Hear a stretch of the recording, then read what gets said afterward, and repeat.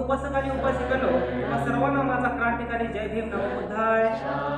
प्रिय मित्रांनो, बौद्ध धर्मातील पूजापाठ याचा या देशात अगदीच लोप झाला आहे.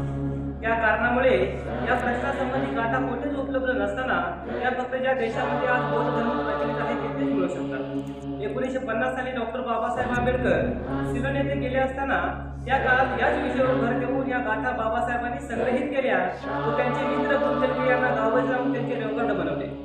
भारतात आल्यावर काही बौद्ध भिक्षूच्या सहाय्याने या गाथेमध्ये भर टाकली. आज बहुतेक सर्व गाथा या पुस्तकात डॉक्टर बाबासाहेब आंबेडकर यांच्यामुळे एकत्रित झाले. मराठी लोकांना या गाथा समजण्यास सुलभ जाव्या म्हणून पाली गाथेचे मराठी भाषांतर एका बाजूस दिले आहे.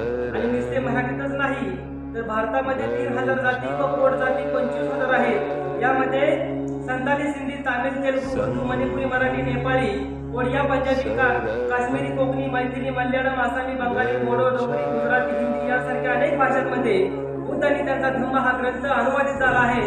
एवढे अनंत उपकार बाबासाहेबांचे आहेत. डॉक्टर बाबासाहेब आंबेडकरांनी या देशाला